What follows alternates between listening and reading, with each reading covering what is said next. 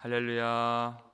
반갑습니다. 좋은 아침입니다. 하나님께서 우리에게 하나님의 마음을 알게 하시고 하나님의 뜻을 깨닫게 해주셔서 온전한 믿음의 길로 걸어가시기를 주의 이름으로 축원합니다. 사무엘상 1장부터 3장까지는 주로 한나의 가정과 엘리의 가정, 그리고 사무엘과 엘리, 이렇게 개인이나 한 가정을 주목하여서 보여주었던 반면, 이제 4장부터는 그 무대를 확장해서 온 이스라엘에 대한 이야기를 비추어주고 있습니다. 그래서 사무엘이 본격적으로 하나님 앞에서 하나님의 말씀을 받고 온 이스라엘을 대상으로 선포하는 그런 선지자로 세워져 가는 그 과정 속에서 오늘 우리가 읽은 이 본문이, 이 사건이 등장하게 된 것입니다. 4장 1절 이 앞부분 보면은 사무엘의 말이 온 이스라엘에 전파되니라 이렇게 되어 있어요. 온 이스라엘 전국에 이 말씀이 증거되는 그런 상황 속에서 우리가 점점 하나님께서 이 사무엘을 세워주시고 그의 말이 하나도 땅에 떨어지지 않게 하심으로 사람들이 사무엘은 하나님이 세우신 하나님의 선지자이구나, 이것을 인정하게 되었다 그랬습니다. 점점 하나님이 그를 크게 사용하시는데 그 징조들이 좀 나타나 있었습니다. 3장 3절을 보면 사무엘이 어렸을 때 이야기죠. 하나님의 등불은 아직 꺼지지 아니하였으며, 그러면서 사무엘을 주목하고 있는 것을 우리가 보았습니다. 하나님의 등불이 아직 꺼지지 않았다. 이 나라에 아직 소망이 있는데 그 대안이 바로 사무엘이다, 이런 뜻입니다. 그리고 3장 15절을 보면 이런 말씀도 있습니다. 사무엘이 아침까지 누웠다가 여호와의 집의 문을 열었으나, 여호와의 집의 문을 열었다는 것이에요, 사무엘이. 물론 여호와의 전의 문은 열려 있습니다.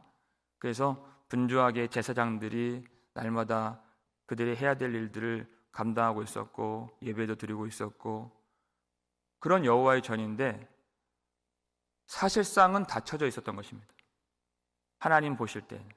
그런데 사무엘이 말씀을 받음으로써, 그날 말씀 받은 날이죠, 하나님 편에서는 하나님의 전의 문을 열어주신 것입니다. 문이 열렸다는 것은 하나님이 이제 은혜를 부어주시고 구원이 이루어지는 구원의 문이 열렸다 하는 것을 의미하는 것입니다. 자, 그러면 하나님께서 사무엘을 통해서 그렇게 하나님이 은혜를 이 땅에 부어주시는 그런 일들이 이제 있게 된다면 사람들이, 그리고 이 독자들이 기대하는 바가 무엇입니까? 이제 참 영광스럽고 좋은 일이 펼쳐지리라 하는 기대감이 있어요. 그런데 어떤 일이 바로 이어지죠? 무시무시한 전쟁의 이야기가 벌어지게 되는 것이에요. 그런데 이것이 사무엘이 그의 말이 온 땅에 전파되니라, 이것과 무관하지 않다는 것이에요. 하나님이 말씀을 전하실 때 전쟁이라고 하는 상황은 우리 육신을 가진 인간에게 가장 참혹하고 우리가 마주하고 싶지 않은 그런 상황입니다. 그런데 하나님 편에서는 이 일이 반드시 필요하다는 것이에요. 말씀이 선포되는 가운데에서 하나님이 그것을 허락하신 것입니다. 반드시 있도록 하나님이 하신다는 것이에요. 이 일 가운데에서 하나님이 하실 일이 무엇입니까? 하나님의 말씀이 선포되면 하나님의 말씀은 빛이기 때문에 이 백성들 안에 있었던 죄와 부패함과 불순종이 나타나게 되어 있습니다. 그것을 하나님이 제거하시겠다는 것이에요. 그래서 전쟁이 필요한 것입니다. 하나님의 말씀의 빛이 비춰지기 전에는 불순종과 죄의 덩어리가 한 몸처럼 섞여 있습니다. 그런데 말씀의 빛이 비친다는 것. 하나님의 말씀은 살아있고 그랬죠. 활력이 있어서 좌우에 날선 어떤 검보다도 예리하여 및 혼과 영과 관절과 골수를 찔러 쪼개기까지 하며 그랬습니다. 또 마음의 생각과 뜻을 판단하나니 그랬어요. 새 성경에서는, 옛날 성경에는 감찰하나니 그랬고, 하나님의 말씀이 들어가면 칼과 같다는 것이에요. 그래서 그 안에 있는 원래 있어서는 안 된 죽이는 것들을 하나님이 찔러서 쪼개시고 가르시고 제거하시고 그것을 버리게 만들어 주신다는 것입니다. 무엇으로 그렇게 이 민족 안에 있는 그 죄의 덩어리를 하나님이 찌르시겠습니까? 그때 하나님이 이 민족의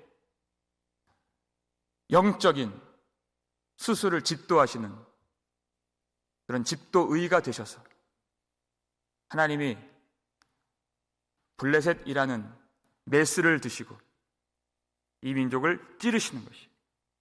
그래서 그 죄의 덩어리를 쪼개시고 제거하시는 그 일을 하신다는 것입니다. 말씀이 들어갈 때 분명히 이러한 일들이 있습니다. 그때 여러분, 왜 우리가 신앙생활을 더 깊게 하는데 이런 일들이 있는가? 절대 여러분 요동하시면 안 됩니다. 하나님의 선하심을 믿으셔야 되는 것이에요. 사람들은 조롱해요. 아니 그렇게 기도를 한다면서, 그렇게 예배를 드린다면서 왜 그래? 왜 그렇게 된대? 사람들은 몰라요. 이 일이 있어야 참된 구원의 열매가 맺혀지는 것입니다. 네. 하나님을 믿어야 됩니다. 우리는. 그때 이 블레셋이라고 하는 이 대적이 등장을 하죠. 블레셋은 사사 시대부터 이스라엘을 아주 괴롭게 만들었던 그런 족속입니다. 강한 이 철기 무기를 갖고 있었던 그런 족속인데, 그런데 이스라엘 백성들의 전쟁은 사실 대적이 누군가가 중요한 것이 아니에요. 아무 의미가 없는 것이에요. 대적은. 이 전쟁은 소위 바로미터입니다. 측정계라고 할 수 있어요. 대적이 강해서 철기로 만든 무기를 갖고 있어서, 아니면 철병거를 갖고 있어서 이스라엘 백성들이 지거나, 아니면 대적이 약해서 이스라엘 백성들이 이기는 그런 전쟁이 절대 아니죠. 이것은 이스라엘 백성들이 하나님을 향한 어떠한 믿음을 갖고 있는가, 그것을 보여주는 측정계 역할의 전쟁이었다는 것입니다. 그들이 하나님을 온 마음으로 따르지 아니하면 그럼 대적들이 일어나게 되어 있는 것이에요. 이들이 에벤에셀의 진을 쳤다 그랬습니다. 블레셋은 아벡의 진을 쳤고, 블레셋이 먼저 쳐들어온 것으로 보여져요. 그런데 왜 에벤에셀의 진을 쳤는가? 에벤에셀이라고 하는 그 지명 자체가 도움의 돌이란 뜻이에요. 하나님이 도와주시는 그 도움의 돌, 그것을 바라보고 기대하고 에벤에셀의 진을 친 것입니다. 그런데 그들의 기대와는 정반대로 전쟁에서 지게 되었죠. 그래서 4,000명 가량이 죽임을 당했습니다. 여러분, 전쟁에서 졌다, 이것은 하나님이 우리에게 주시는 살아있는 메시지입니다. 큰 패배를 당한 것이에요. 그러면 하나님을 알고 믿는 사람이라면 나오는 반응이 있습니다. 이것은 하나님이 하신 일이란 것을 알아요. 그래서 블레셋 사람들 앞에서 그런 단어가 몇 번 나와요. 블레셋 사람들이 강해서 이겼다는 것이 아니에요. 블레셋 사람들 앞에서 블레셋 사람들조차도 들러리로 쓰임을 받고 하나님이 하셨다는 것이에요. 그것을 깨달아야 됩니다. 그러면 그 패배의 그 진정한 숨은 메시지를 깨닫고 그것을 주신 분, 그 주인에게로 나아가야 되는 것이에요. 이전날 가나안 땅을 점령할 때 여호수아가 그렇게 했죠. 아이성에서 패배했습니다. 그 패배는 이스라엘 백성들의 그 전투력과 전혀 상관이 없는 것이에요. 그러니까 여호수아가 우리 다시 전열을 가다듬고 무기를 정비하고 세력들을 더 모아서 힘을 길러서 다시 나갑시다. 절대 그렇게 하지 않습니다. 여호수아가 그 메시지를 깨달았어요. 어떻게 했습니까? 여호수아 7장 6절 읽겠습니다. 여호수아가 옷을 찢고 이스라엘 장로들과 함께 여호와의 궤 앞에서 땅에 엎드려 머리에 티끌을 뒤집어 쓰고 저물도록 있다가 하는 것이에요. 옷을 찢었습니다. 그리고 이스라엘 장로들과 함께 여호와의 궤 앞으로 나아가서 땅에 엎드렸다는 것이에요. 하나님 앞에 엎드렸다는 것입니다. 하나님 앞에서 자기들을 낮추고 티끌을 뒤집어 쓰고 슬퍼했다는 것이에요. 하나님 앞에 범죄하고 하나님 앞에 거룩함을 지키지 못했던 자신들을 다 내어놓고 하나님의 뜻을 구했다는 것입니다.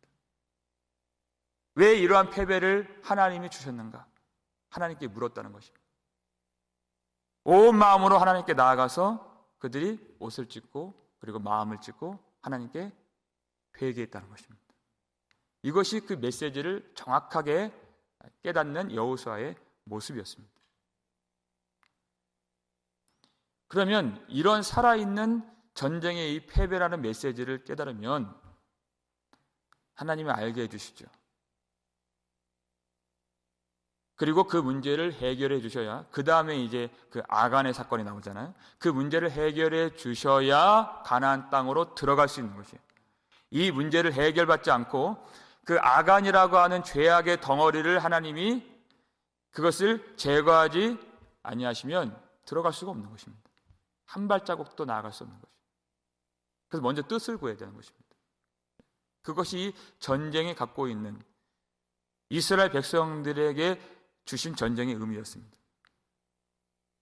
그런데 이 4,000명 가량이나 이렇게 죽임을 당한 이 전쟁 속에서 패배를 했을 때 그들은 이 메시지를 어떻게 읽었는가? 3절 앞부분을 보면 이런 말씀이 나와요. 장로들이 이르되 여호와께서 어찌하여 우리에게 오늘 블레셋 사람들 앞에서 패하게 하셨는고? 여기까지 정확하게 진단했습니다. 여호와께서 패하게 하셨다는 것을 알았습니다. 이것은 나와 블레셋, 우리와 블레셋의 문제가 아니라 우리와 하나님과의 문제다. 그것을 알았어요. 그러면 이런 좋은 이 진단이 있었다면 좋은 그런 그 다음에 이어지는 해법이 있어야 되는데 그렇지 못했다는 것이에요. 그 다음 이 하반절을 볼까요? 읽겠습니다. 그래서 여호와의 언약궤를 실로에서 우리에게로 가져다가 우리 중에 있게 하여 그것으로 우리를 우리 원수들의 손에서 구원하게 하자 하니 그랬어요. 언약궤를 이 전쟁터로 가져오자고 말하는 것입니다. 그래서 정말 이것을 이들이 실행을 했습니다. 누가 그렇게 했다 그랬어요? 이스라엘의 장로들이 그렇게 했다는 것입니다. 일반 사람들도 아니고 하나님을 가장 가까이 모시면서 하나님과 교제하면서 하나님의 뜻을 알아야 하는, 아까 여호수아는 이스라엘의 장로들과 함께 그렇게 회개했다 그랬습니다. 그런데 이때의 장로들은 물론 한두 사람이 그렇게 말할 수는 있죠. 그런데 장로들이라고 하는 것은 이스라엘에서 왕이 있기 전 그 시대에 모든 어떤 이 국가의 중대한 일을 결정하는 최고의 의결기구입니다.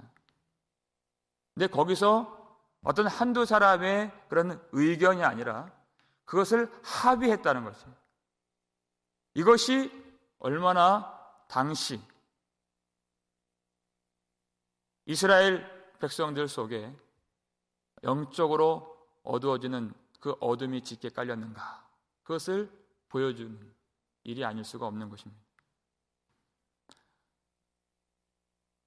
언약궤를 전쟁터로 가지고 와서 그것으로 우리를 구원하게 하자 하는 것은 하나님을 의지하는 것도 아니고 하나님을 바라보는 것도 아니고 오히려 그것 때문에 하나님이 더 멸시를 받으시는 일이 되는 것입니다. 이들은 하나님이 어떠한 마음을 갖고 계시고 하나님이 어떤 뜻으로 이 일을 행하셨는가, 그것을 전혀 헤아리지 못했습니다. 왜 그것을 보지 못했는가? 우리가 3절 말씀을 좀 유심히 볼까요? 그러면 나오는 것이 있어요. 3절 다시 보시면 제가 강조를 해드린 부분을 한번 보십시오. 우리에게 오늘 블레셋 사람들 앞에 패하게 하셨는고 여호와의 언약궤를 실로에서 우리에게로 가져다가 우리 중에 있게 하여 그것으로 우리를 우리 원수들의 손에서 구원하게 하자 하니 그랬어요. 정말 독특한 이 본문입니다. 무려 이 한 절에만 우리라고 하는 이 단어가 5번 나온 것이에요. 의도적으로 이렇게 기록을 해놓은 것입니다. 그들이 무엇에 초점이 맞춰져 있는가? 왜 이런 어리석은 해법을 그들이 내놓게 되었는가? 그들은 우리 자신에게만 관심이 있었고 이 전쟁에서 이기는 것만 생각했다는 것입니다. 여러분, 이 전쟁의 관건은, 전쟁의 의미는 승패가 아닙니다. 하나님에게 있는 것이에요. 근데 그들은 오로지 우리 자신, 나 자신밖에 보이지 않는 그 상태, 그러니까 하나님이 보이지 않는 것입니다. 하나님의 마음이 보이지 않고 하나님의 영광이 보이지 않고 하나님의 뜻이 보이지 않는 것이에요. 그렇게 어둠 가운데 그들이 머물러 있었던 것입니다. 하나님은 이 전쟁 이기실 때 군사가 필요치 않으십니다. 하나님 홀로 오늘 여호와께서 우리를 위하여 행하시는 구원을 보라 그랬죠. 하나님 홀로 다 이루실 수 있으십니다. 이 전쟁은 우리가 할 수 있는 것이 아닙니다. 하나님을 바라보라는 것이에요. 하나님의 구원을 의지하고 참으로 하나님을 존중히 여기고 하나님의 뜻을 구하고 하나님을 높여야 하는 그런 전쟁인 것입니다. 그런데 여호와의 궤를 그냥 끌고 오겠다는 것이에요. 여호와의 궤를 그저 그들의 부적처럼 가지고 오면, 내가 지니고 있으면, 부적이 그런 것이죠. 믿지 않는 자들이 갖고 있는. 그러면 기계적으로, 자동적으로 이기리라 생각하는 그 마음이 하나님을 멸시한 것입니다.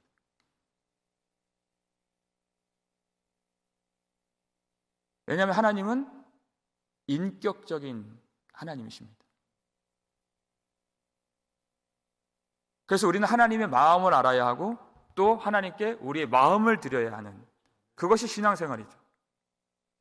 그런데 이 사람들은 그런 신앙생활들을 의지하는 마음을 다 건너뛰고 이러한 종교 생활을 형식화하고 하나님이 주신 은혜를 도구화했다는 것이에요. 그것이 우상숭배와 다를 바가 없는 것입니다. 여호와의 언약궤를 가지고 와서 구원하게 하자는 것이에요. 여호수아는 그들이 하나님 앞에 나아가서, 그들이 나아갔어요. 그리고 그들이 엎드렸습니다. 그의 뜻을 구했습니다. 그리고 회개를 했습니다. 근데 그저 여호와의 궤를 괴짝 취급을 해서 가지고 와서 이 전쟁에서 우리를 구원하게 하자 그랬어요. 여호와여 말씀하옵소서 주의 종이 듣겠나이다. 이 태도가 아니라 하나님을 종 부리듯 부리는, 하나님의 도우심은 바라지만 내 마음은 드리지 않는 신앙생활이 아닌 그저 종교생활로 전락해버린 그들의 신앙 상태, 그들의 영적 상태가 다 드러나 있는 것입니다. 바울은 빌립보서 1장 20절에서 그렇게 얘기했어요. 내가 살든지 죽든지, 이 마음이 필요해요. 살든지 죽든지 그리스도가 존귀하게 되게 하려 하나니. 이 전쟁에서 이기는 것, 지는 것, 내가 살든지 죽든지 하나님, 그것이 내가 중요한 것이 아닙니다. 오직 주님만 존귀하게 되시고 주님의 영광이 나타나시고 주님이 이 전쟁에서 나를 살게 하시면 제가 삽니다. 하지만 죽이시면 저는 죽습니다. 살든지 죽든지 주님 뜻대로 해 주시옵소서. 여러분, 이것이 회개입니다. 주님께 다 맡기는 것입니다. 이스라엘 백성들에게 이것이 필요했습니다. 그런데 이러한 전심으로 하나님을 의지하는 마음은 온데간데 없고 그 형식만 남은 것이에요. 가나안 땅을 하나님이 정복하게 하셨을 때 하나님이 제사장을 앞에 두시고 그 다음에 그 언약궤를 맨 제사장을 또 그 뒤에 세우시고 그 다음에 군대를 하나님이 그 언약궤를 따라가게 하셨습니다. 그러니까 언약궤가 앞서서 가니까 여리고 성도 이기고 이제 진격할 수 있었던 것을 그들이 기억을 했는데, 여호와의 궤와 함께 진군을 하는 것은 하나님의 임재의 상징인 그 궤, 그 위에 임하시는 하나님을 바라보라 하신 것이지 그것을 괴짝 취급하라는 그런 말씀이 아닌 것입니다. 그런데 그 신앙의 본질과 하나님의 뜻을 알지 못하고 이런 모든 이 하나님께서 주시는 하나님의 모든 은혜의 방편들과 예배와 그리고 하나님이 주시는 모든 이 복을 받는 이 생명의 길을 다 그저 자기의 도구로 삼고 자기가 복을 받는 그런 일로 여기면서 진정으로 인격적인 하나님을 만나지 못하고 하나님을 그렇게 구하지 아니하는 그런 일들을 지금 이스라엘 백성들이 벌이고 있습니다. 그 불신앙의 한 복판에 누가 있었습니까? 홈리와 비느하스가 있었다 그랬어요.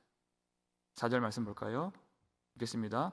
엘리의 두 아들 홈리와 비느하스는 하나님의 언약궤와 함께 거기에 있었더라 그랬어요.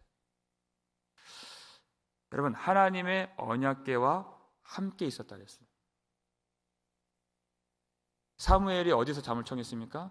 하나님의 궤가 있는 여호와의 전 안에서 잠을 잤다 그랬습니다. 여러분, 이 문자만 보면요, 하나님의 궤와 이 두 부류가 똑같이 함께 있었어요.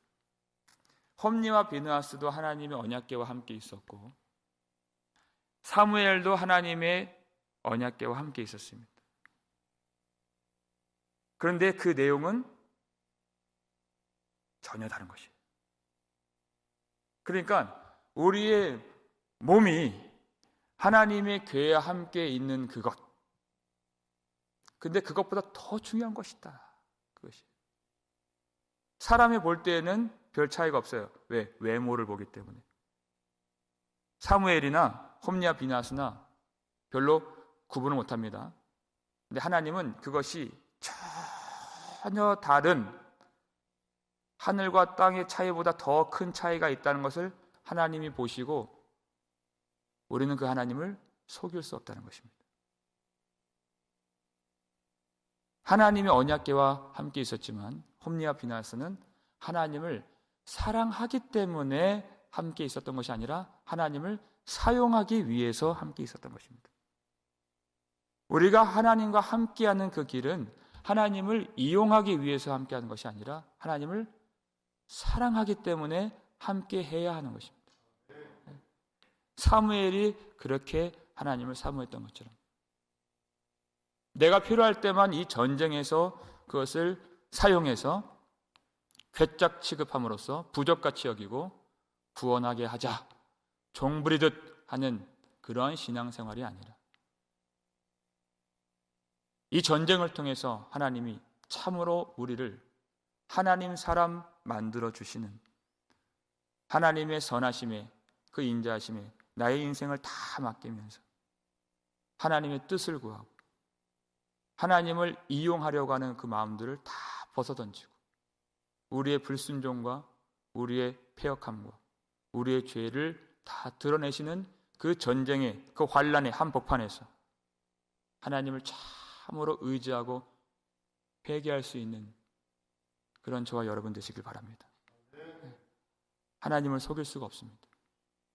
그 마음의 중심을 아신 하나님, 오늘 말씀의 칼로 우리 마음을 찔러주실 때에 그 마음 속에 있는 모든 더러운 욕심들, 하나님을 그 하나님의 궤를 발판으로 삼아서 올라가고자 하고 내가 얻으려 하고 나 중심의 그 어떤 성취를 이루려고 하는 그런 마음들이 쪼개져서 내가 살든지 죽든지 하나님이 이끄시는 대로 하나님께서 주시는 대로 내가 온전히 그리스도만 존귀하게 하는, 하나님을 존중하는, 하나님만 사랑하는 그 신앙을 구하는 저와 여러분 되시기를 주의 이름으로 축원합니다.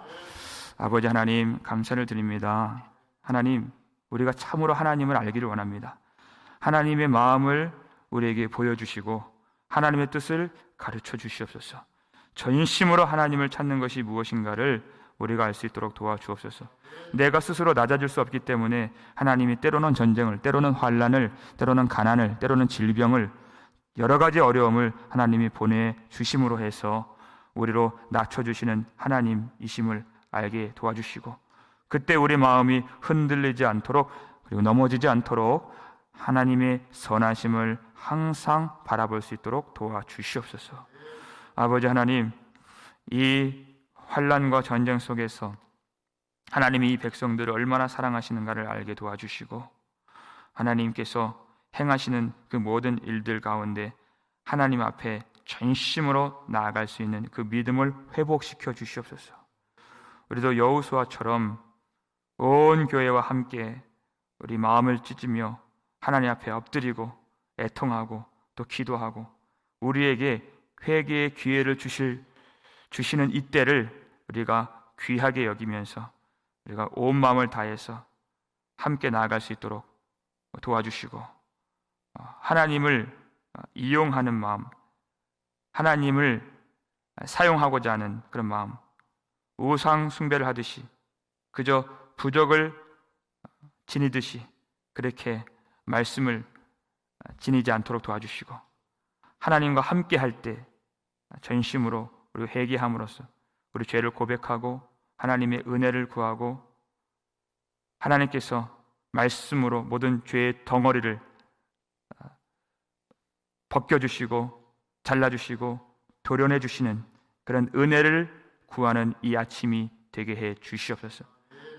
그래서 우리가 정결한 길로 거룩한 길로 행할 수 있도록 도와주시고 하나님 앞에 참으로 믿음으로 순전한 마음으로 나아가며 하나님과 함께 거하기를 소원하는 이전보다 더욱 주님을 사랑하는 귀한 교회 될 수 있도록 도와주시옵소서.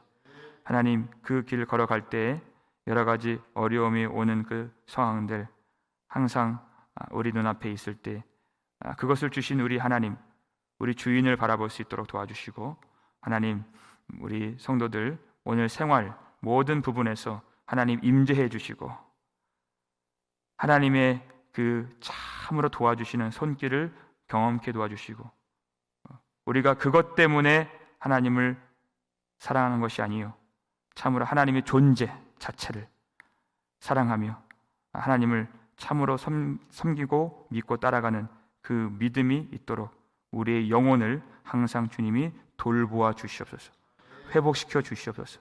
감사를 드렸고 우리를 구속해 주신 예수 그리스도의 이름으로 축복하며 기도 올려옵나이다. 아멘.